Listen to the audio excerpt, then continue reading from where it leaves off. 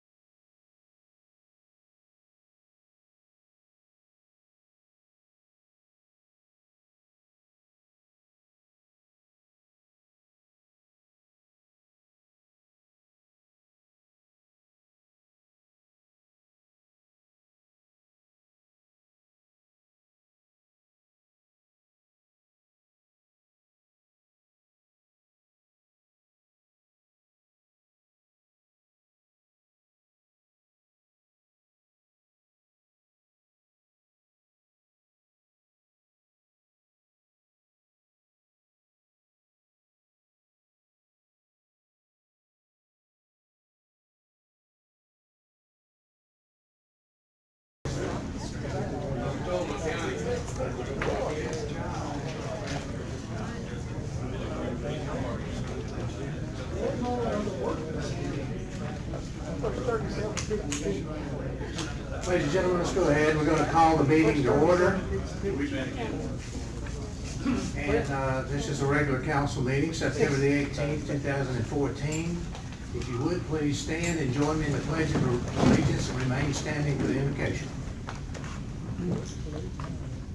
I pledge allegiance to the flag of the United States of America and to the republic for which it stands, one nation, under God, indivisible, with liberty and justice for all.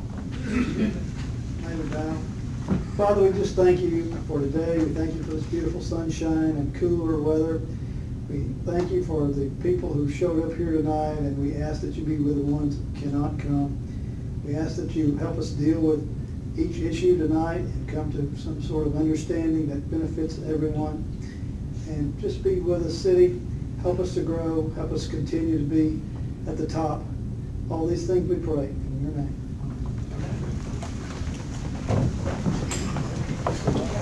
Well, we have a good turnout tonight. I'd like to welcome everyone here, and we will begin by entertaining a motion to consider the approval of our agenda.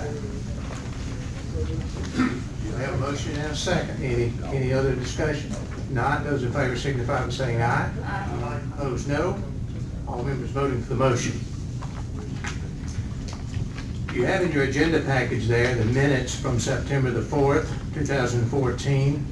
Are there any corrections or additions to be made to those minutes? If not, I entertain a motion to approve those minutes. Motion to approve. We have a motion and a second. All those in favor signify by saying aye. Aye. Opposed, no. All members voting for the motion. I didn't vote, Mayor. No, that's right. Okay, all members with the exception of Mr. Rust. Oh, yes. Our 10-minute public input period is the next item.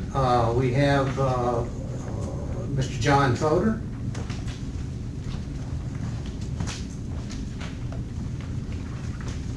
Thank you, Mayor, Councilman. Let me point out, I'm not here to confront you or to lay blame or anything of this nature, but I am here to seek your help. You know who I am, most of you, at least anyway you do, but you don't know me perhaps as an individual. I've had quadruple bypass, I've got 2 stents, I had a stroke that made me up unconscious for 8 days, and now I have an implanted defibrillator, which has only saved my life once.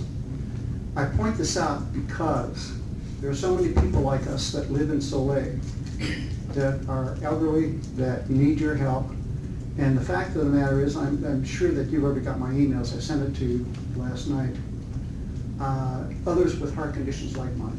There are 50 people in Soleil who have cancer, who from time to time may need emergency services. But we need your help now more than ever. And the reason we need your help is the fact that SEC, the developer in our community, is going beyond our gates and developing the property, as you may or may not know. The problem that we have, if you've ever come to our property, is the fact that you come up a hill, which is, I've heard things at 14 to 18% grade on that. Every winter, we have a situation where we have at least 1 or 2 situations where we can't get up the hill. At one point, I believe 2 or 3 years ago, there were 57 people that spent the night at Publix.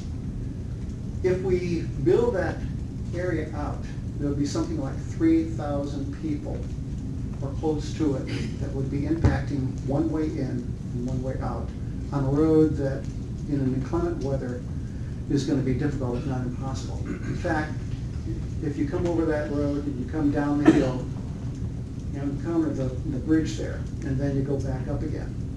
The difficulty is that if cars get stuck in that area, can't back up, I don't care if a 40,000-pound fire truck or anything else is going to get up there in time.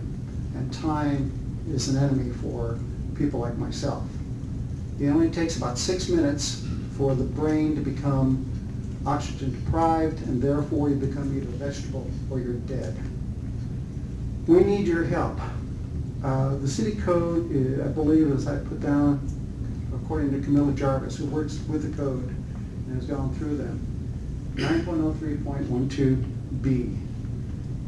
requires that there be multiple entrances for over 150 homes. SEC on pods 7 and 8, I believe, are going to be above that.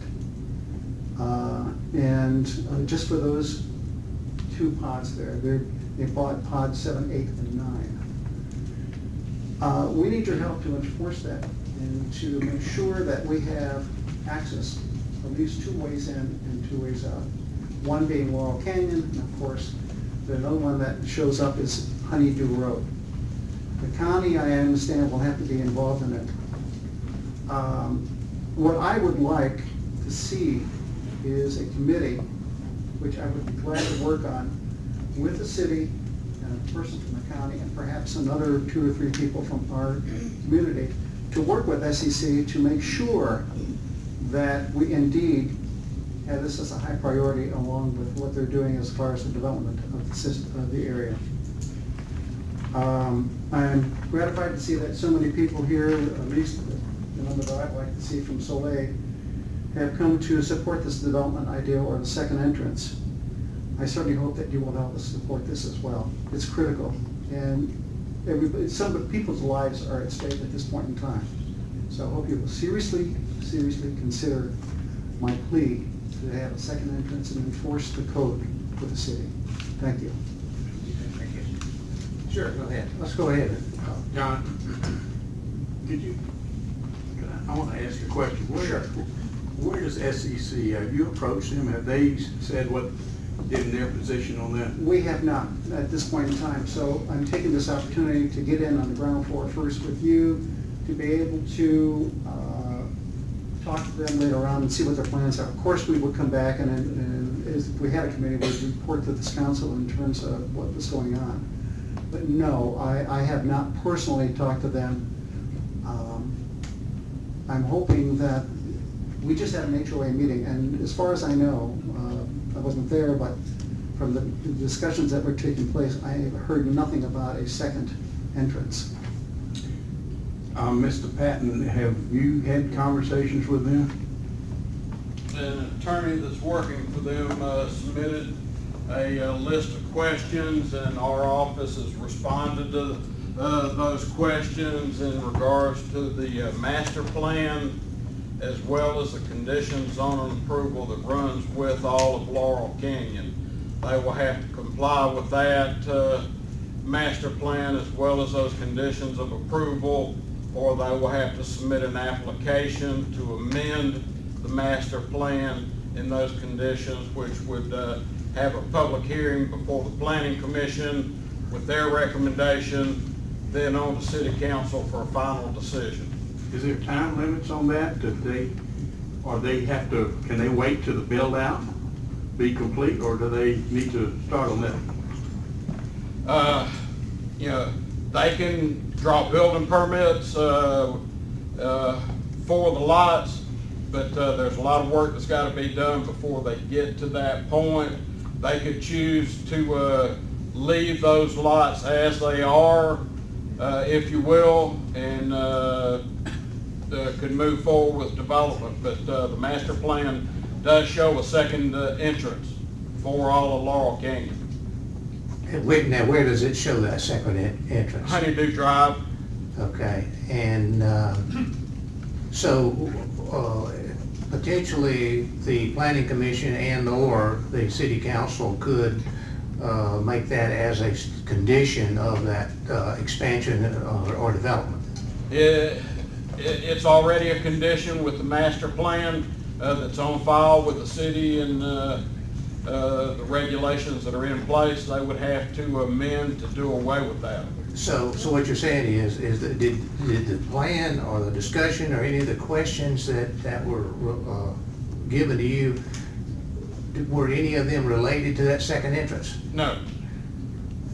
Maybe we should make sure they're advised of that.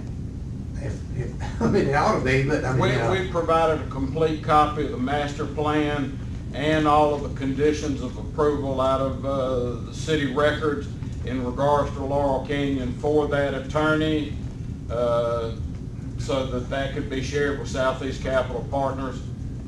So, how did we get to the point we are now without the second entrance? Do you know? I can't answer that question, Mr. Mayor. Thank you, Mayor. Good question.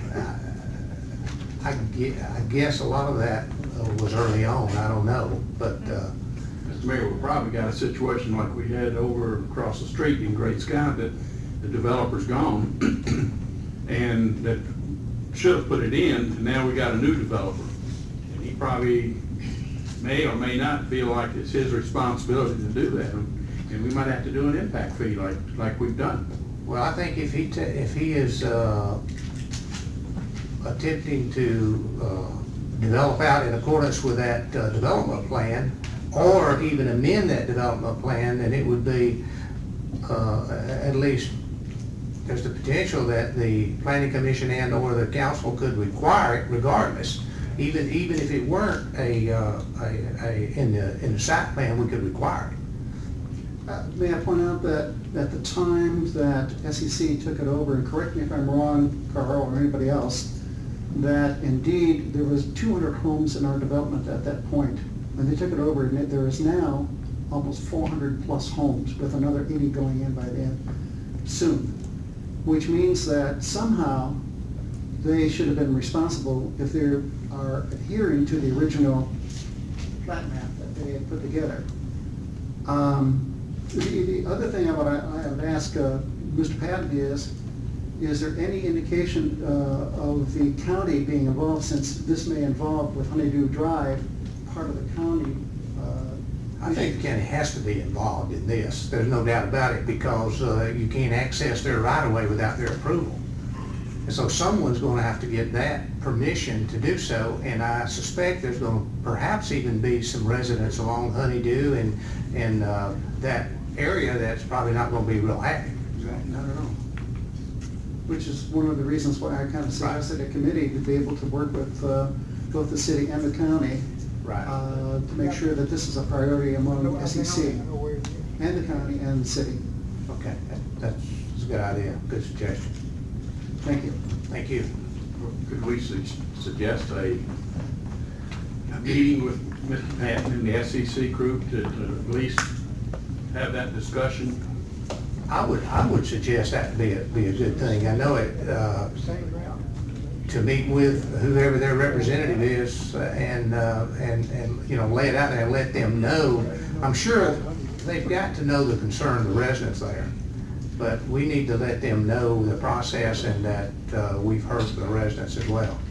And Mr. Mayor, that has already been expressed to the attorney that had the initial contact with our office, and I suspect that attorney, as well as some of the Southeast Capital representatives, will be in contact with our office very shortly. Okay. Anyone else? All right. Thank you, John. We have Michael Searcy. Good evening, Mr. Mayor, Council. Thank you very much for the opportunity to address you this evening. My name is Michael Searcy, and I'm here tonight representing my father, who lives at 152 Puckett Creek Drive in the Puckett Creek subdivision. I'm here to find out how to resolve what I believe is a variance issue between the City of Canton and my father, who is the property owner. There's a City of Canton water pump facility on property that is currently deeded to my father. In addition to the operational noise from the facility itself, there's also the daily early morning checks to the facility by city workers. Their conversations, engine noise, headlights, that type of thing have caused some disruption of sleep in the residents, and definitely prevents any privacy in the early morning hours outside their deck of their home. In addition, there's an issue of liability that has greatly concerned my father for over 2 years. He is not here tonight representing himself because of health issues. I'm asking that an appropriate representative of the city contact my father at the property or via telephone and present a satisfactory resolution to this issue. If you'll leave that number, we'll make sure that our acting city manager gets in touch with him right away. I will be more than happy to do that. And discuss Thank you all the very much problem. for your time and consideration on that. Thank you. Thank you.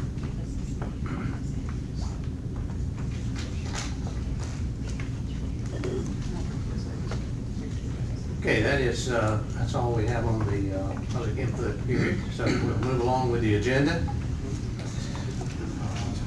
Under old business, the discussion and action on bond refunding services, RFPs, our acting city manager, Nathan England.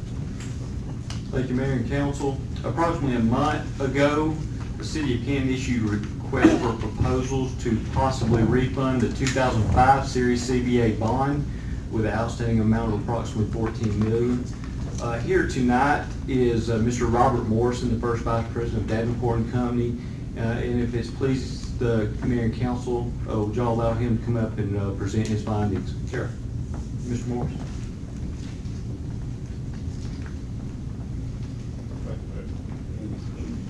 Good evening. I think it was just last month we were together. It was. We have already provided you with a summary of the bids, and I just wanted to go through this quickly in case there were any questions. You remember last month we had received requests for proposals, bids on refunding the 2009 bonds, and that issue has closed now. That was on September the 4th. At the same meeting, we were authorized to proceed with issuing another request for proposals to refund the Series 2005 bond issue. So this was, these proposals were received last week. And as you're, I think, probably are aware on this summary that we sent to you, that this is on the second page. Interest rates right now are still very favorable. Over the period since 1990, rates were as high as 7%. They were as low as a little more than 2%, and currently they are less than 3% long-term 20-year municipal bonds. These rates are historically low, and it's a good time for us to be in the market. One of the things that happened between the time we issued the proposal for refunding the 2009 bonds and then the 2005 is Standard & Poor's, which had, we knew was undertaking a rating analysis review for the City of Canton, issued their report on September 4th. And what their conclusion was that the rating for the city and the building authority was going to be increased 2 notches. We were concerned that it might be just 1, but it went from a single A to a AA minus, and this is on page 3. So that was a significant factor in the prospective bidders, knowing that the credit worthiness of the city was increased considerably. This is a very strong rating, and there some of the things that Standard & Poor's pointed out in there that this is on page 4, local economy adequate. Well, you have really no control over the local economy. This is something that affects everybody, so there's not a lot you can do about that. But budget flexibility, this is very strong. Budget performance is adequate. Liquidity is very strong. Financial management practices strong. Debt and contingent liabilities, which is something under the control of the city, was weak. That was the only somewhat negative comment they made. And then the institutional framework was very strong. The whole purpose of this rating review is that Standard & Poor's is trying to make their ratings more uniform across the broad spectrum, so that all municipalities, governments throughout the country are rated on the same basis. And they list these weightings that they put on these various factors. But the things that they think might affect Canton as far as improving your rating is if the economy increases, it improves. And so that's, again, something you can't control. If your use of reserves below a certain level, that would be a negative from their standpoint. But this was a positive thing from our perspective. We notified all of the prospective bidders of this increased rating, this improved rating, and we think it had a measurable impact. We got more bids than what we got for the 2009 bonds, and they were measured against each other. It's a better bid. We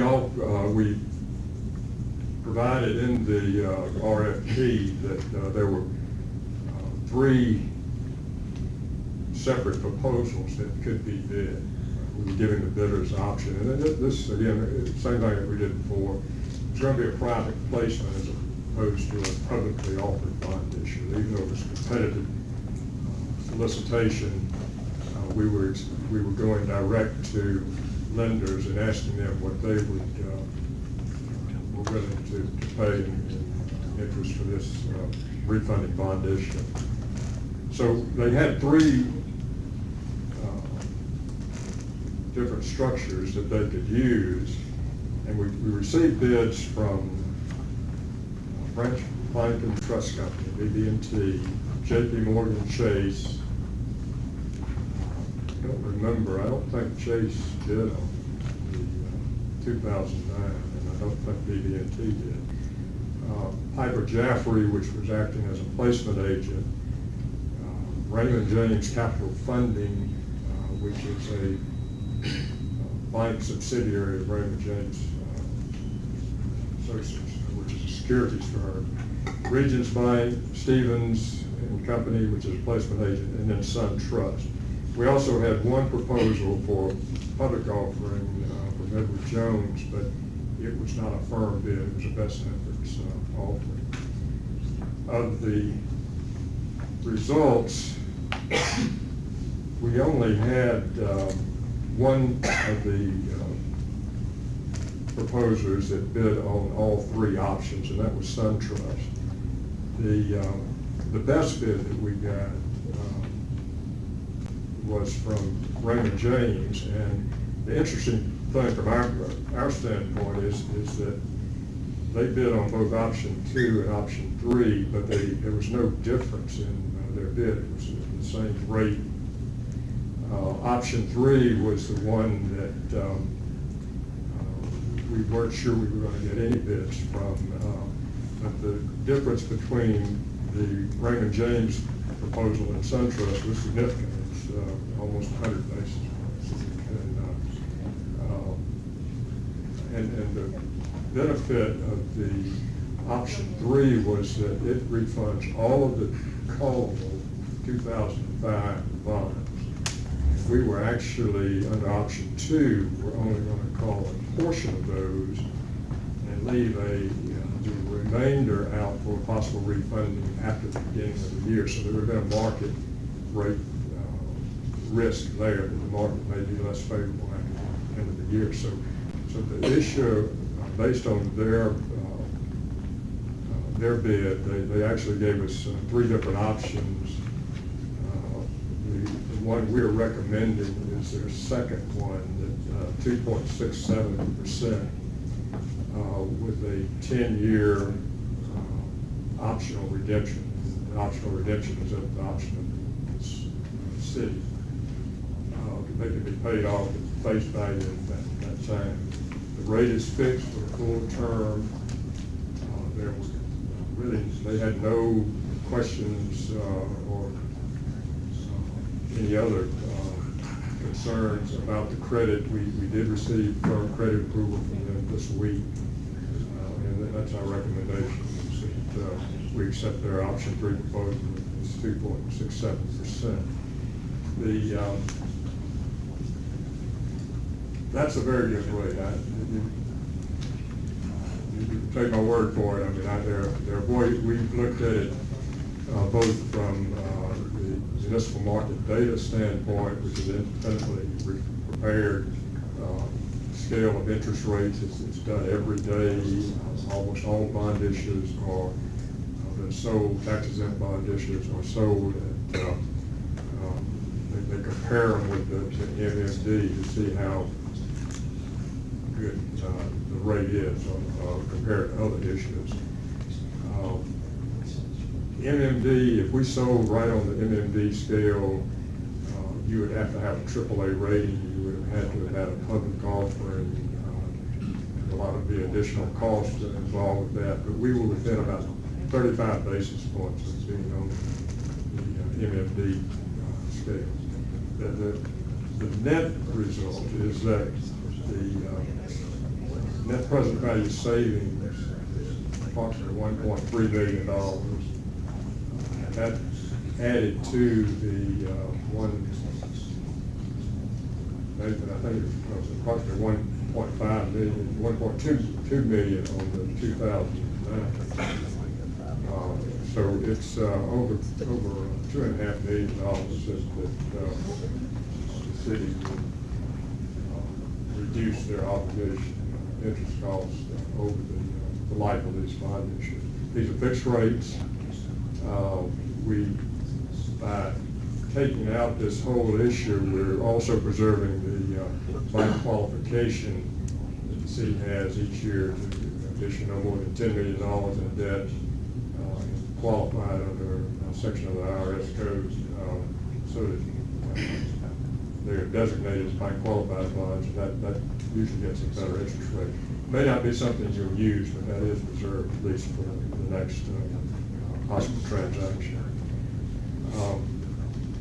The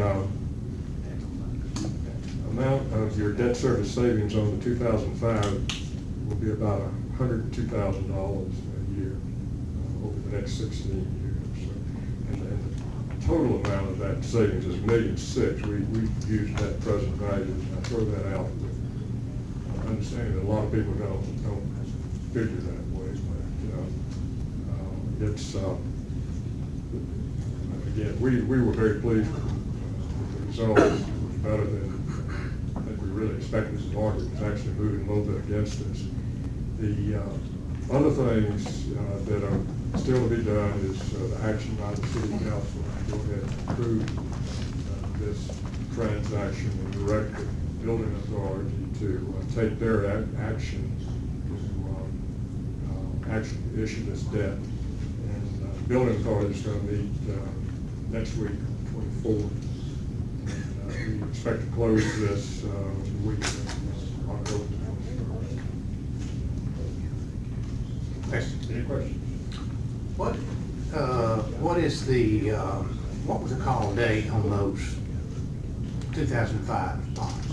It's September 1st, 2015. This is an advance refund. So what type of penalty are we paying as a result of early termination of that? The penalty is we have to escrow U.S. government securities from the closing date up until September 1st of 2015. The interest on those bonds is 4% or something like that. That amount of interest that is owed, we're going to offset that by the investment income on the U.S. Treasuries, but those rates are very low. They're only about 7 basis points. That's not a lot of interest. So it's somewhere between $10,000 and $15,000 will actually offset that. So the principal amount of the bonds being refunded plus that dead interest that we're not going to be able to earn is the difference between what the par amount of these bonds that are being refunded and the actual refunded bonds that are outstanding. That's about $400,000. Yes, sir. And that's just the times we live in right now. The closer you get to a call date, the less of that penalty you pay. But this is about an 80 some odd % efficient refunding. So the only way you can avoid that is to do a current refunding. You can't do a current refunding until about 90 days before next September, and then you've got a market risk, which could be way in excess of what this is. So these were 25-year bonds? These were actually 16 years, 2030 is the. But, so. When they were originally issued, yes, I think. Originally issued 25? Right, 2000. Okay. There was some discussion about a millage rate limit that the city may have as a result of a requirement in our charter. Has that been considered in this proposal here? Got bond counsel here, we don't consider that a limit. You don't consider it, even though it's in the charter? That's right. That the city cannot raise beyond X amount of mills? This is an intergovernmental contract, and I don't think I'm getting into a legal area. Garrett, you want to speak to this? This is Garrett Churchill, who was with us last week and represents Murray Lawrence Federson. Sure, yeah, no, I'm more than happy to speak to it. I think what the questions you're asking, Mr. Mayor, is that there is a millage limitation in your charter. You're asking whether that was part of the RFP in the Senate, is that right? I'm asking if that was considered in this proposal yeah, go ahead. Yes, yeah, that's correct. The bidders are aware of that, yes, sir. Okay. And that's incorporated in, I guess, like for example, the validation documents that will be filed. It's kind of like security for these bonds. That's correct. Yes, up to the city's millage limit is the security. That's right. But obviously not beyond it. Right. There is a limit to that power. Okay. That answers it. Anyone else? First of all, we have a great CFO and his staff to keep us in shape, to get us all this good, help us get us these good ratings. But with the rating going from an A to AA, was that before we were going to do this transaction with the bonds, or is it after the fact? Well, these bonds are not actually rated. We did not offer them as rated bonds, and we specifically stated that they were being non-rated. The rating actually applies to the 2005 bonds, and there's only going to be, after we close, the only 2005 bond that's going to be outstanding is the 2015 maturity, which is not being refunded. Yeah, that just comes due on September 1st.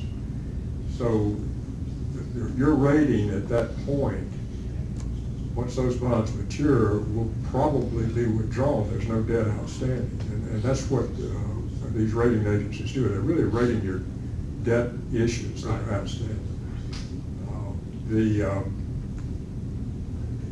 So there will be bonds still outstanding that are going to be called.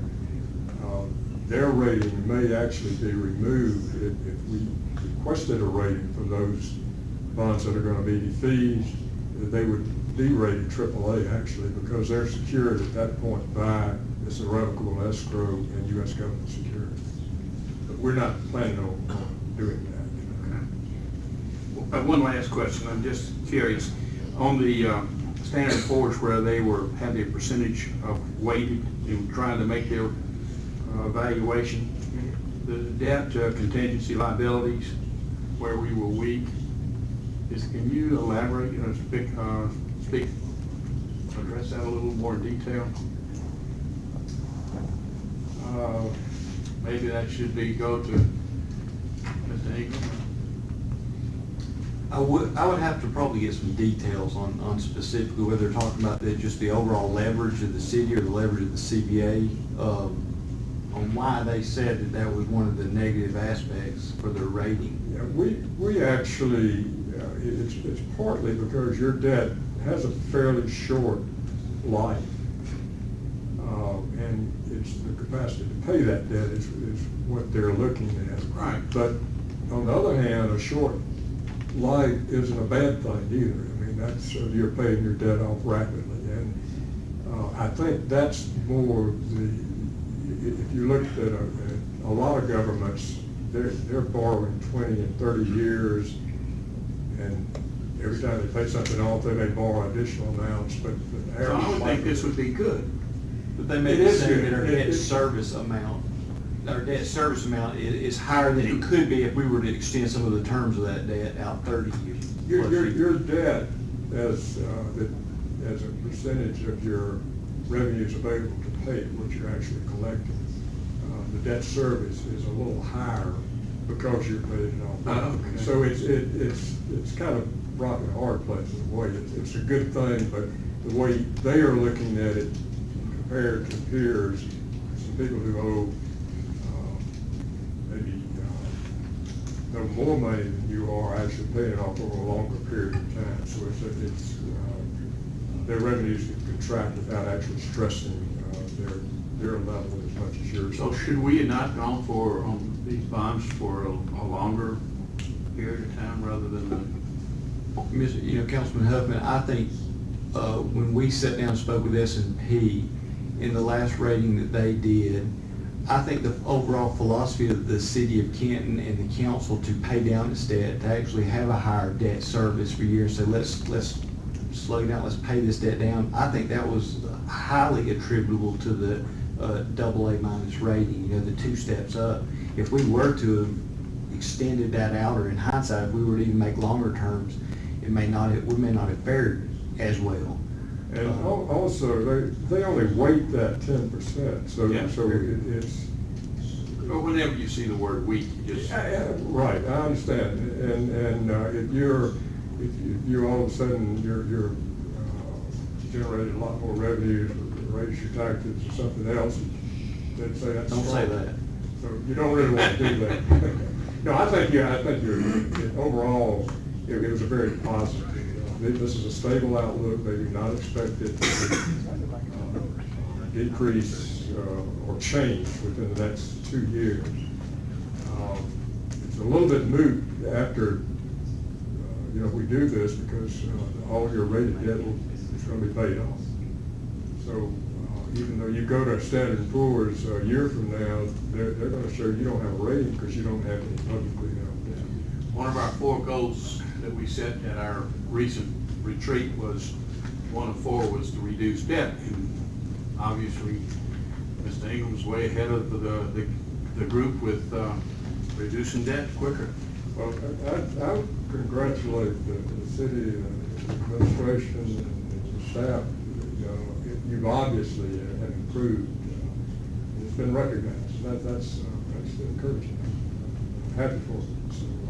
I was very excited when Mr. Morrison and Davenport Company shared the news with me on what the Standard & Poor's rating came back. But I can't say enough. I appreciate the help that Davenport Company did. We had a conference called the Standard & Poor's to go over all the items that they rated, that their rating was based upon. Got a lot of help from staff. And of course, as he mentioned, and I want to reiterate, council and the philosophy that, let's reduce the debt. I think that plays even more than anything that we could have done. It's let's reduce the debt and become financially more stable. I agree. Yeah, you're doing a lot of right things now, and it was recognized. And we thank you for what you've done for Yes. us. So thank you very much. Good outlook. Thank you. Anyone else? Okay. What we need is a motion to approve, and I'll let Mr. Ingram state how it really should be worded. I recommend that City Council approve Davenport & Company's recommendation to accept the proposal provided by Raymond James Capital Funding. So moved. Have a motion and a second. Any other discussion? If not, those in favor signify by saying aye. Aye. Opposed, no. All members voting for the motion.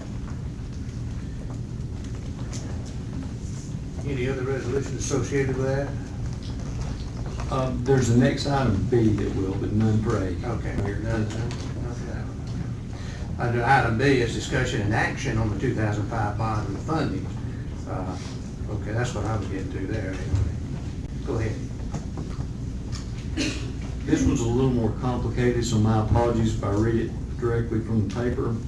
there needs to be passed a resolution of the City of Canton, Georgia, approving and authorizing the execution, delivery, and performance of a Fourth Amendment to Agreement of Sale and an escrow deposit agreement pertaining to the issuance of the Canton Building Authority refunding revenue bond, City of Canton Project, Series 2014B.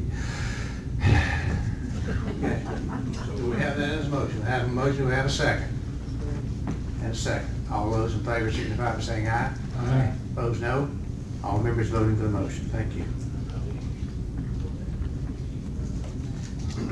Item C on the agenda, as we discussed at the last meeting, we had a vacancy occur on the Canton Building Authority, and it's my privilege to nominate Bob Riley for that appointment.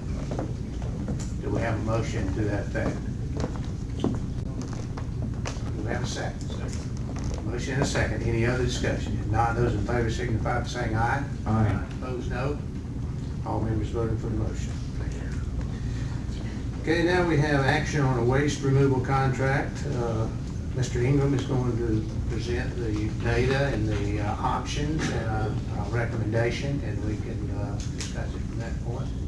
Thank you, Mayor. A lot of discussions have been made last council meeting. Management would like to make a recommendation that council approve a contract with Waste Management to provide sanitation services and administer the billing and collection as provided under option 2 within the proposal provided by Waste Management. And furthermore, approve an implementation of a $2 flat franchise fee per month per account on standard residential curbside billings. Okay, do we, Mr. Mayor? yes, sir. Do we still have option 1 in front of you that can be read? I do, yes, sir.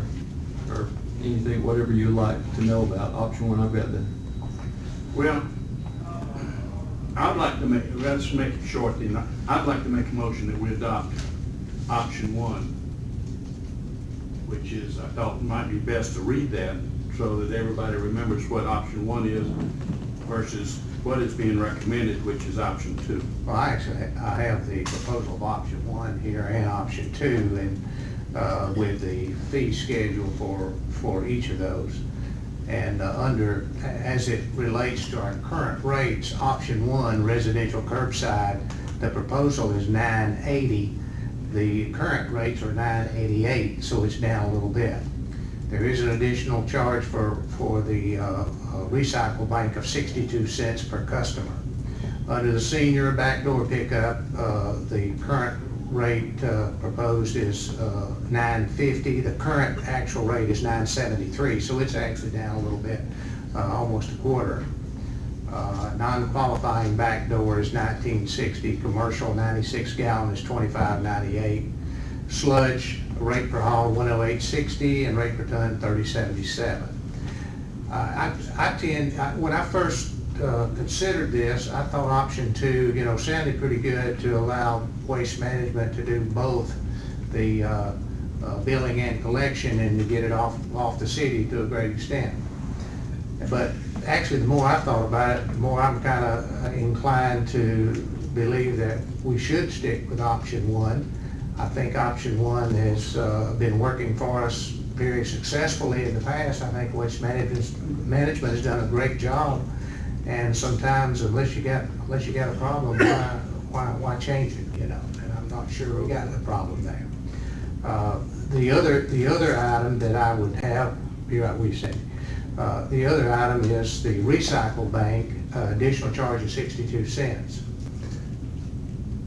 I'm not sure that is actually worth the money, because that is, that would cost the city under option 1 about $47,000 a year, which currently, as was indicated at the last meeting, about 500 people actually utilize that, or have, I don't mean utilize, but have actually signed up for it.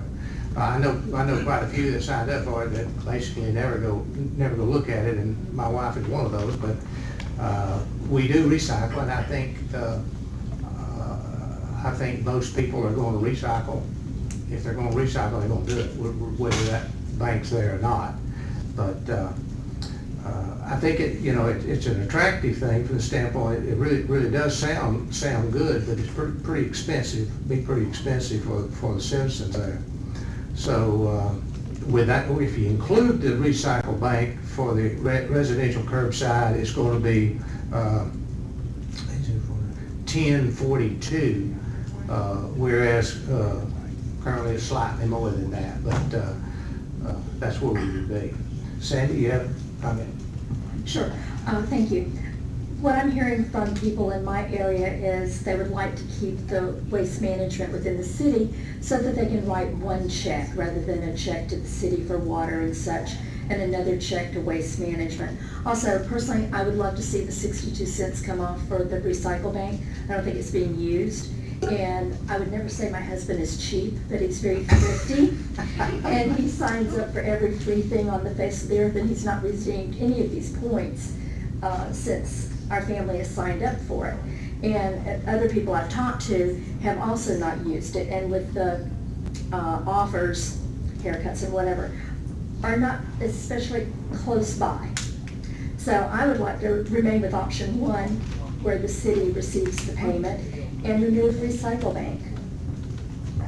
So I put a motion, I don't know, we've already went into discussion, and, We didn't have a second. no. Well, I think it was proposed by the city manager that we would beg for a motion, and then he motioned one. I don't think one was on the table, two was on the table. No, there's only one on the table. There's only one motion on the table. Yes, I know, You're gonna make a motion. but the management of the city wanted us to consider two, and he came right back with one. We never got a chance to consider that. But I don't think it was appropriate to begin a discussion before we had a chance to make a motion on his. We should have had a second first. Well, we didn't have a proposal, we didn't have a motion. He can't make a yes. motion. Restate your motion. My motion is that the city accept option one with waste management. Would that be with or without the recycle? Or do you want to include that at this point? At this point, let's just have it as option one, just for simplicity, and then possibly if we want to remove it, that'd be another motion. That'd be another motion. Okay. Could I ask one question? Nathan, I thought we couldn't remove the recycle bank from either option. Is that true or not? No, I believe we can remove the recycle bank from either option. But it's all or none. Either, you Yes, can't option, It can be selected. It's all or so it can be removed for either one. Mr. Mayor, now that we have a motion on the floor with a Now, second, did we have a second? Okay, Yeah, motion and a second. Okay, go ahead. I'd like to say why I've asked for motion one, for option one versus two. And we have five or six areas that surround our city that the housing is in deterioration. Now, those areas are deteriorating.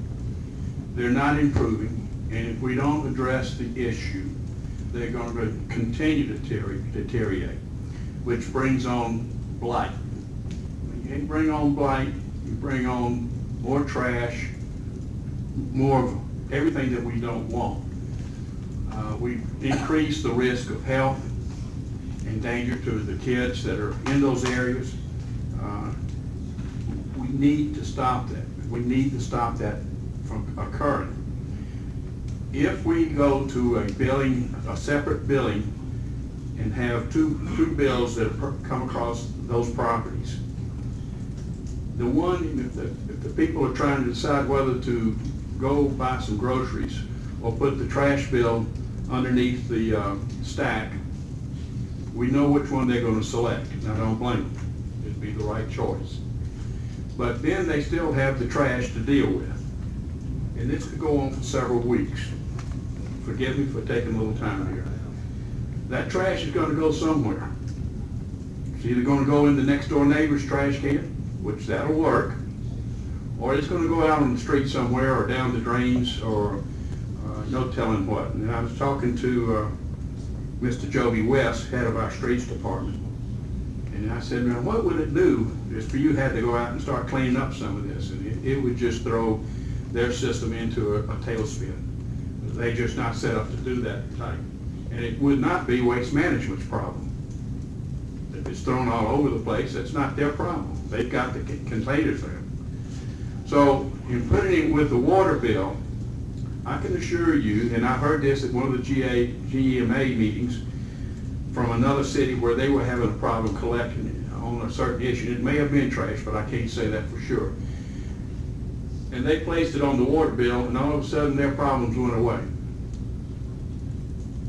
They will pay for water. And if the landlords, if they got it set up that way, the landlords are paying that water bill, because most of the time the landlords pay the water bill, and then electricity is set up under the individuals. So the landlord is paying that water bill, which includes the trash. Therefore, we will keep our city as clean as possible, if we possibly can, without increasing our costs and furthering the endangerment of our families, of the kids, and bringing on more blight into our city. We're trying to build our downtown. I want to I've taken it on kind of personally, is to try to start eliminating the blight that's in our city. We're one of the best cities in the state, but when you pull into this town and you see some of the blight that on the entrance, you got to question whether we are or not really a great city. And we need to address that, and this is just a small step to prevent further deterioration of our neighborhoods. So for that reason, I support option one, to keep the building as part of the water bill. Thank you. Mr. Rust. Sandy, did you have something else? I just have one question and then a statement, and my question is this. I listened to the meeting, I didn't attend, and I listened to the statistics. There are 6,300 residential garbage customers, and I know from previous discussions there are 8,900 water meters. Are the $2,600 difference, 2,600 meter difference, is that commercial? There's 2,600. I'm just trying to figure out, it looks like there's a big chunk of people that get water bills but don't get garbage and water bills. Yes, sir. First of all, commercial accounts out of the downtown district, historical district, could have sanitation services provided by numerous vendors. That would be one. There are also some customers that are outside the city limits that, although we furnish water and sewer services to, they're outside the city limits and we do not furnish sanitation. My statement is this, and since I've been coming to council meetings and listened to all the discussions about the roll-off site, this is not related, but it is kind of related. One of the pressure valves for the people that really get in trouble, down and out, get busted out of their houses or can't afford it, is a roll-off site. Our roll-off site is too expensive. It's not resident of Canton friendly, in my opinion, and I think that's a pressure valve that we should figure out as a city, a way to make the roll-off site free, period. For the citizens of Canton, for the people that come there with 2 truckloads, there's a limit. But if someone comes from outside the city with 2 truckloads, they're going to be charged to the nose if we want that garbage at all. Because I just think that's just my feeling about that, and I think we've talked about this before, Gene, and I think that that's something that we have to address as a city. Not here tonight, but another time. Yeah, I think it costs us $30,000 a year to Waste Management for the gondolas that come out of there, but I think we've got to figure out a way to make that free to the residents. And personally, I honestly feel a little ambivalent about one or two. I'm not pro either one. The one thing I think is that I'm just giving credence and credibility to the fact that the management of our city is recommending 2 for a lot of valid reasons. And maybe you should give us, if you can, Nathan, the pitch on why should we reject 1 and go to 2 from the city management standpoint. Because that's important to us, and that's what you're saying you want it. There must be a reason why you want it. Can he do that? You asked the question, sure. Okay, sure. First and foremost, I think there's a lot of administration that goes into servicing those accounts. Second, I was interested in reducing the fees, not to say that can be done under option 1, reducing the overall fees to the citizens. I know that right now the city of Canton for lack of a better way to put it, maybe puts a surcharge on that for the administration that the city has to do on that. Not only that, but waste management being excellent. Again, let me reiterate, I think we've been absolutely wonderfully happy with the services that waste management has provided over the past few years. But they're a waste management service provider, and so that's their business. I think they've stressed a lot of valid concerns. Is management strongly opposed to option 1, option 2? Obviously not. We've been doing that, option 1, and the mayor mentioned that, what's not broke, don't worry about fixing it. I would dare say that our system's broke, but there are a lot of expenditures, a lot of time that goes into administering that service. And there's a lot of citizens out there that say, I would like to have a voice, whether I'd go with waste management or not, or take it to an off-site location, like I roll off-site of the county landfill or something like that. So I think that was one of the steps closer, just providing maybe a choice to the citizens and back away from the sanitation business, if you will. So, Mr. Grant. It was my understanding that if we went with waste management option 2, providing the billing direct to the citizens, that it would reduce administration aspects on staff, but we wouldn't necessarily be cutting administration costs by eliminating personnel or additional cost savings measures there on behalf of the city. So I really didn't see that as a huge kind of trade-off there. And as Mr. Ingram said, we would have a capacity to reduce fees if the council so chose. And I believe that was mentioned even when we were talking about the senior discount for trash collection last time, that perhaps we could lower the fees for all citizens. And so I just think with these minor differences, I think Mr. Huffman made valid points. I think Ms. McGrew made valid points with writing 2 checks versus 1. I think when it comes to the citizens, while it may be slightly better and reduce some administration for the city, I think in the citizens' point of view that it'd be best to go with option 1, so I would support that. Okay. Just one last comment as to why to stick with option 1. I'm sure some of us remember just a few years back, we tried a new billing system for our water. Thoroughly investigating it, and it was a fiasco we all want to forget. Okay, we have a motion and a second on the table. I just have one last thing, Mr. Rush. I think Nathan has told me that there's about 2,000 man hours. It's hard to break it out a little bit, about 2,000 man hours in our collection services that the city is committed to servicing it right now. And if that was pulled out, I said, would there be one person eliminated? And basically that person would be reassigned to an empty position that's currently you're trying to fill. Is that correct, Nathan? Actually, we are 1 man short. So- And what we were trying to say is not, possibly, if this were to happen, as well as maybe a few other items, that we would not have to. Right. I think the net cost of the city, if we go with 2, is a little bit negative. We make a little bit more money on option 1 as a city. Is that correct? That's correct. Okay. We make a little less money Option 2. on option 2. Okay, thank you. Now, is that assuming a reduction in option 1 of the $2? That's All right, we have a motion and a second. The motion is that we go with option 1 as far as our waste management goes. All those in favor signify by saying aye. Aye. Opposed, no. No, All members voting for the motion with the exception of Mr. Rust voted no. I think, what's that? I was just asking about recycling. No, that's what I was going to bring up there. Is we probably need to go ahead and discuss that at this point, Mr. Grant. Yes. I'd actually like to make a motion that we remove the recycle bank. Again, I believe the 500 customers that are currently using that will continue to recycle regardless of the recycle bank. I think it's a great program. I just don't think it's being used, and as Mayor, as you mentioned, it's a cost of $47,000 a year. if you take that 62 cents by the 500 customers that are using it, it's about, equates to a little over $300 a month, which is about $3,600 a year. So that's,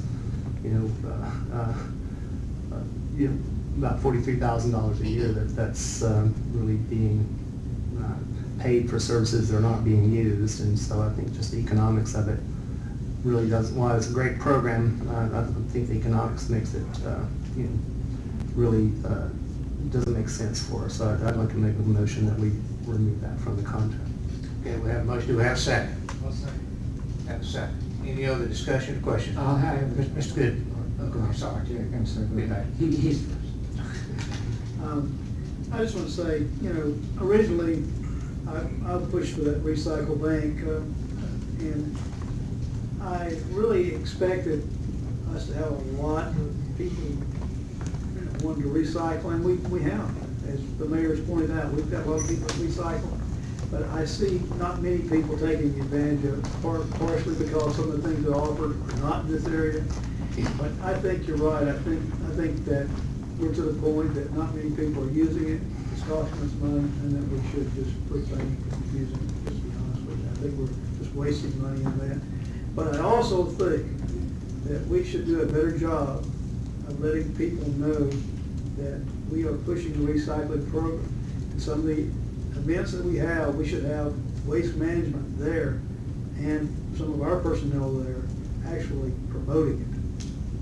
I think we can do a lot more recycling.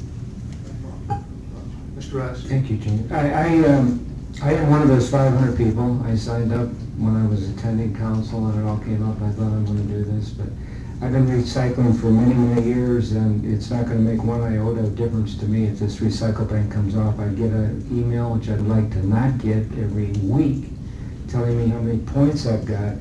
Here's the only issue that I have to make the 500 people feel a little bit better. I don't care one way or the other. I like to give my points to somebody. But here, if we could make nice, as waste management could make nice, say we're going to end it, but here the 500 people that have been participating, here's whatever, something to clean out those points so they get something to feel like they've really done something. But there's one other thing that we've overlooked a little bit here, I think. If a waste management, Vic can correct me if I'm wrong here, but if a waste management employee for a garbage truck throws recyclables into that garbage truck, he will be fired for that act. In other words, if somebody's got to hurry up and save the next guy that comes along, the new truck with the recycled, our garbage comes first, the recycled. If he takes those recycles and throw them in, that's grounds for being terminated immediately. Is that correct, Nathan? That is correct. From what I've been told, yes. Yeah, so, there's a self-enforcement here. I'm not sure that's great, but I think I love it because I want people to recycle. And I don't think the recycle bank does enough to force recycling, so it is too much of an expense for the benefit that we're getting, period, in my opinion. So I'm in favor of that. Thank you. Anyone else? Okay. We have a motion and a second on the table, so To remove the recycle bank. to remove the recycle bank. Any other discussion? If not, those in favor signify by saying aye. Aye. Opposed, no. All members voting for the motion. One other item regarding that is, and we may or may not want to make this decision at this time, but do we want to look at lowering the rate, or maybe we should put that on our work session and for the next work session, lowering the weight $2, lowering that rate for all our customers, with the exception, I guess, of the seniors who's already down there anyway. But maybe we should put that on our work session and talk about that before we actually do that. Can we put on the roll-off site too, on the work session? Yeah, I think that's really appropriate. I mean, we got to fix it. I tend to agree with you on the roll-off side. It's a service. I think it needs to be more of a service to the citizens. No, I think we made it part-time. Tried to one time. But one issue with that is that a lot of that garbage is city. I mean, when we have an event, First Fridays, all that garbage goes to that roll-off site. Ridge, down on Ridge Road, didn't we just close that down because of? No, that's still open, part-time. It's part-time. It's been changed 2 or 3 times, and fees changed a little bit, and, $35, I think. yeah. Yeah, I think that ought to be a service to the citizens, but that's something we'll talk about on. But I can help pay for that. If we were losing money on it before, that was the reason for shutting it down. But if we take the $2 and move the $2 to help pay for that service.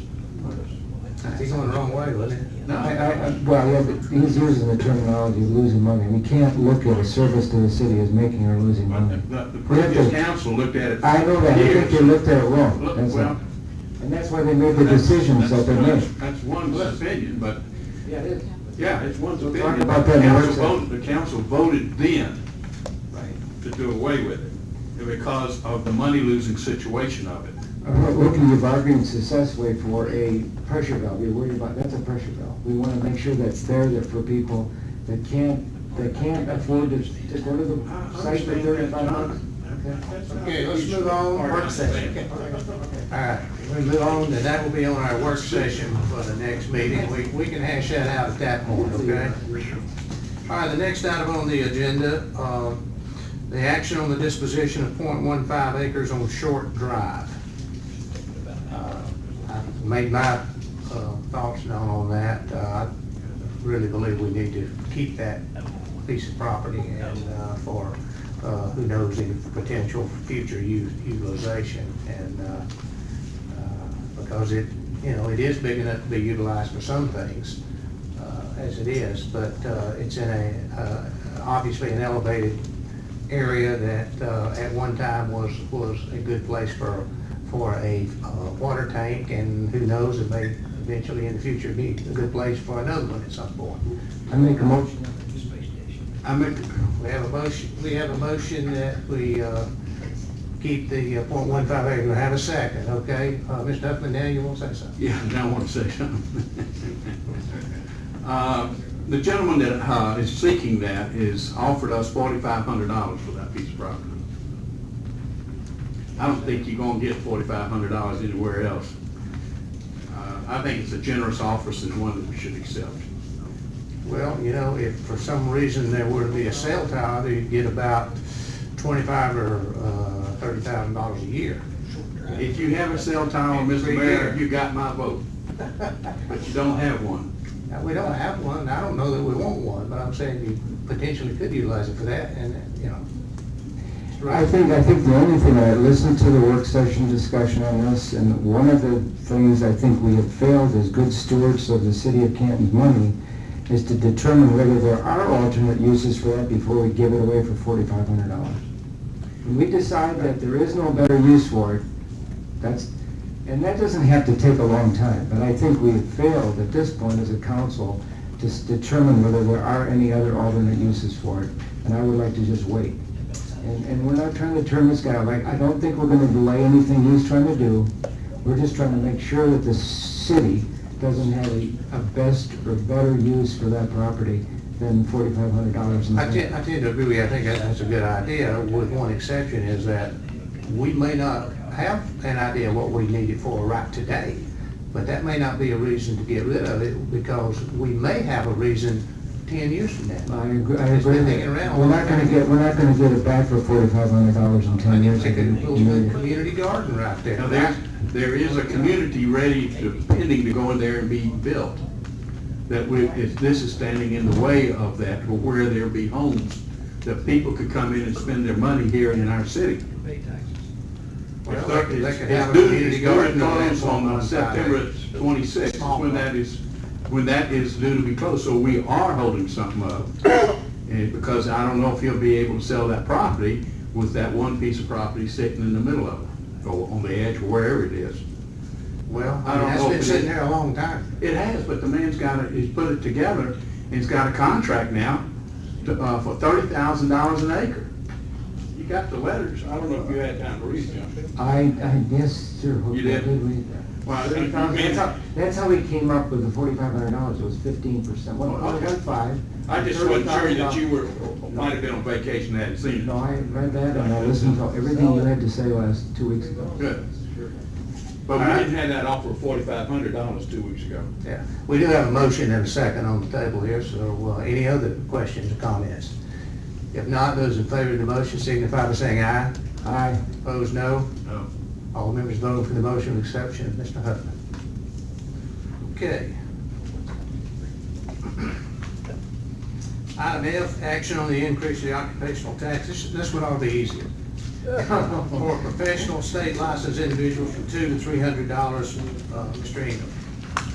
Thank you, Mayor. Management recommends a change to the occupation tax charge to practitioners from $200 to $300. So moved. We have a motion and you second it, Mr. Hutton? No, I did You have a not. question? Okay, do we have a second? Give it a chance. We have a second. Okay, Mr. Hutton? Yeah, hadn't decided whether I could vote for or against, but I'd like some clarification that maybe Mr. Dyer could help me, or Mr. Ingram. We discussed this last time, the occupational tax for professional state licenses. If you have an engineer that is licensed by the state and works for a firm that pays for a business license, is this going to tax that engineer, or is this going to be a tax on the business license? Engineers are allowed to pay $200 or $300 in lieu of doing gross receipts. So that business, that entity, that engineer would be allowed to come into the city, and instead of paying, does not even have to disclose the gross receipts, will pay just $200 or $300. But if he is employed, he's an employee, he's not an owner. He's an employee of a firm. Does he have to pay? Or it could be a hairdresser that's licensed by the state, and she or he works for a salon somewhere. Do they have to pay that too? The company pays, it's just per employee, per licensed employee. So if you got 4 ladies in there working, doing salon stuff, that employee is going to have to pay for each of those 4? I guess that's a question of employment. I mean, I pay it for my employees. There's no lawyers that work for me. Okay. But that's, so it depends on what your boss says, but we built, it sort of becomes an issue for professionals, but it's intended to be by company, with the fee based on the number of professionals in that company. See, I don't have a problem with getting the lawyers or the accountants. But I do have a problem with the lady that's in there. But the beautician will have the opportunity, can file either way. And in that particular case, he or she probably files by gross receipts. Okay. You don't have to pay the. Don't have to pay. Charge, you can pay it by gross receipts if you're willing to tell the city what your gross receipts are. Okay. Mr. Russ? Bobby, do you also have that option? I mean, you could pay it based on Yeah, gross receipts. the ordinance, yeah, it gives us a choice. It's for everybody. Right, licensed professionals have a choice Right. between paying gross receipts or per. Is what we're doing reasonable? Sure. Okay, well, I mean, you're. I expect to have to pay a business pay it. license like anybody else. You're gonna have to pay it, that's why I'm asking. No reason that I don't have to pay a business license fee. Okay, anyone else have a motion and a second on the table? Okay, if not, those in favor signify by saying aye. Aye. Opposed, no. All members of the motion, with the exception of Mr. Goodman, voted no. It just, this will be back on the agenda next month, because it's actually an ordinance change. We'll have to do an ordinance. Oh, okay. This Well, we know where we are. this fee has not been pulled out and put on the separate list of fees. It's actually still in the ordinance. Say that again then? We've taken a lot of fees out of the ordinances so that we don't have to change the ordinance, change the fee, but this one has not been, this is stated in the ordinance. So we have to amend the ordinance? Correct.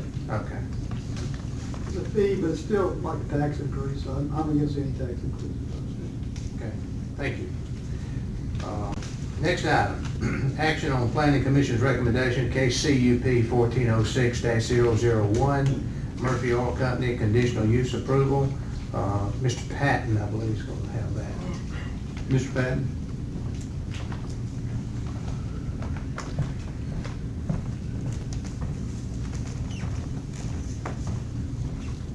Thank you, Mr. Mayor, council members. Planning Commission did recommend approval of conditional use permit in regards to Murphy Oil. Their recommendation for approval did include two conditions. One was provide ingress egress across the northeast portion of the property that coincides with the access way for other businesses. And the second condition was for the modular building, provide the Georgia Department of Community Affairs approval. Did the petitioner agree to those requirements? Yes. Okay. Any questions of Mr. Patton regarding that? Do we have a motion on that? So, Have a motion, do we have a second? Have a second. Do we have any other discussion or questions? If not, those in favor signify by saying aye. aye. Opposed, no? No. All members voting for the motion with exception of Mr. Huffman. Sandy, next time it's gonna be your time, you know. We've been around the table, everybody's had at least one no, right? So, no next. That's good, that. Okay, the next item, thanks, Ken.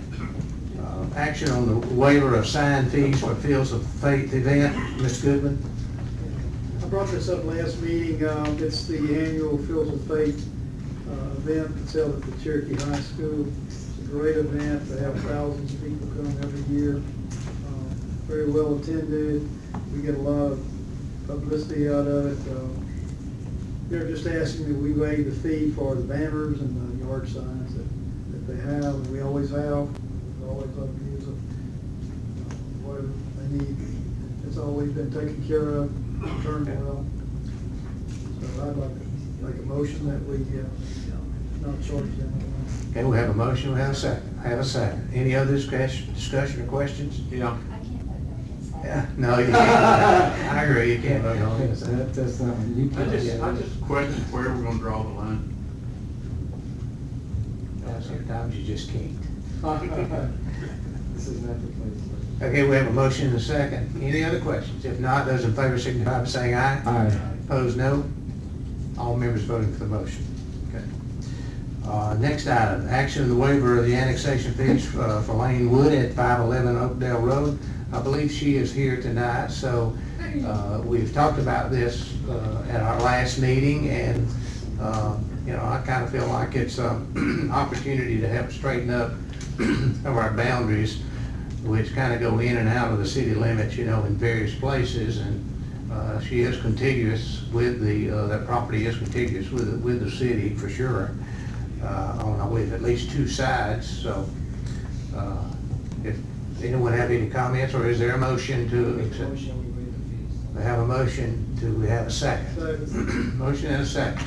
Mr. Russ. I listened to the discussion, and one of the questions that came up and was presented to you, Bobby, was regarding this $400 fee and the possibility about not having to pay the $400 advertising fee. I wondered if the fact that she's an island and completely surrounded by the city would negate the need for an advertisement. I don't think it is completely surrounded. It's not 100% surrounded. Is there part of it that touches the county other than? Yeah. Okay. Yeah. Oh, In that right lane, it's not 100% surrounded. I'm not sure if the house behind me is county or city. Yeah, I saw a plat, I don't know that I have it, but. Ken might have the answer. You got a hand waving in the back. Yeah. Kenny might have the answer. Mr. Mayor, council members, that property is adjacent to city limits on two sides. Right. I believe it's the western side and the northern property side. Okay, so it's not an island, okay? No, but Ken, does that make a difference in the need for advertising or not? We're still gonna have to advertise by state law for the zoning of the annexation of the property. State law does not require an advertisement for annexation, but there is a requirement to advertise because city council will have to zone the property. So should a motion here, if acceptable, be to proceed with the advertising of that, as opposed to actually, we're not actually annexing it in at this point? Yeah, I'd want to look at the zoning because, and I think if we're not changing the zoning, we don't have to go through a rezoning process. If there's an equivalent zoning, but that's something we need to look at. Anyway, we can talk about that, that's process. The motion is just to waive the fees, so Right. we just Okay, do what we have to motion is to do. waive the fees, she would still need to make the application. Okay, any other discussion? If not, those in favor signify by saying aye. Aye. Opposed, no. All members voting for the motion. Welcome to the city. Welcome to the city, yes, welcome to the city. Welcome to the city. Thank you very much. Okay, the next item on the agenda is the action on the demand services agreement with Brown and Caldwell. Mr. Tavian, I believe, or Mr. Ingram one. Well, management has recommended, Mayor, the approval of the demand services contract for Brown and Caldwell as documented in your agenda. So only if, I would assume only if y'all have any questions that need clarification, any comments to Mr. Atabi. I would ask if both of these are identical, why can't we react on, if we could react on both at the same motion? I'm gonna suggest that you not, as long as you make the motion that they be identical, I'm okay with that. The other one, Atkins North America, had some proposed changes that I don't think you should agree to. Okay. Yeah. Mr. Grant? Yeah, I just, been looking at these and thinking about them a lot, and I understand the premise of them. I have some concerns that it eliminates some oversight, and that disturbs me somewhat. I understand the small things that may come up, which I think are covered, existing, $20,000 or less, which doesn't require council approval, which I think would continue to be, covered under those conditions. I don't see anything in here that wouldn't keep, larger projects from being broken down into, less than $20,000 intervals and not requiring council approval or contracts. And I'm not saying anyone would ever do that, but it just concerns me that we're eliminating, one level oversight with these demand services contracts, and I have an issue with that. So. Well, I have exactly the same concern there, and I don't think it is in any way disparaging our current staff and everything, but we don't know what staff we're gonna have down the road or other management personnel, and there is the opportunity there to break those projects down in, take a $100,000 project as you indicated, and to break it down into $20,000 phases, one at a time. And it can all be done under one contract without council approval or without mayoral signature on another contract. And to me, it just leaves some loose ends there that do concern me. Anyone else? Yes. Yes. Have we not done previous contracts like this that are like with the streets? We did not ask them to break it down like that, and I believe the previous contract we had on the wastewater plant, the previous design, we didn't ask them to break their hourly rate down, and we've approved those. Now, why are we changing? I think what we may have done in the past should have no bearing on the foresight that we have today. Well, I happen to disagree with that. I mean, if we made mistakes in the past, you just want to make them again? No, I didn't say that. No, I don't want to do that. I didn't say, I'm not in agreement. Okay, but I understand your point there, but still, I mean, I don't think we ought to reflect back and say, we didn't do that, so why do this? Well, But that's just my opinion. yeah. Ms. Grant? I understand what Councilman Huffman is saying, but I think like in the wastewater treatment example, we had RFPs going out and we had contracts, and so I think the council was privy to those. If I understand it correctly, that's the difference, and I think we're talking about projects that we wouldn't be privy to reviewing costs or possibly unless they did go over $20,000, and there's the chance that they could be broken down to smaller components. So that's my only concern. Mr. Russ? I just had one thought.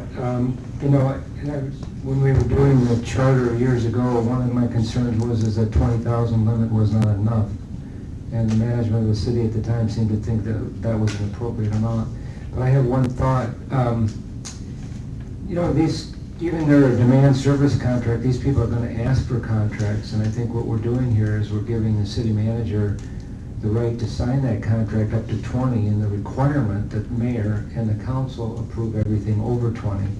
What would happen is if, as a two-line signature requiring the mayor to sign everything below 20 for a contract, because they're going to ask for a contract. Is the city manager authorized to sign contracts up to 20? No, sir. No. So it's going to come, they're not going to do a $15,000 job without a signed agreement. They're just not See, going to do it. they're going to use the master contract that they're asking for under this demand services. That is a contract. And so they're going to use that, so it never comes back for little projects, smaller projects under 20 grand. They're not going to. Is that the case? I don't think that's the case, is it, Nathan? Is that the procedure that it is going to do? Well, do you mind if I say a few things? Sure. I think one of the reasons why staff wants something like this is that where do you draw the line in the sand? I think someone mentioned a little while ago, 2,000, 5,000, 2,000, 5,000, 7,000. These are professional services, so I hypothetically don't believe these agreements really do anything. I mean, we can go to a professional engineering and engage them as long as it's within budget. It's $7,000 as an example, and we can engage them to do a scope of services, something that does not require a contract. And a lot of times these professional engineering firms, and they can speak to this more intelligently than I can, certainly, but when we go out and request proposals or request bids, I think sometimes we'll either get an about face and they will not submit a proposal or a bid to us, or we may get some off the cuff real hype here, because there's going to be 10 other engineering firms that submit bids as well. So I'm not going to get this.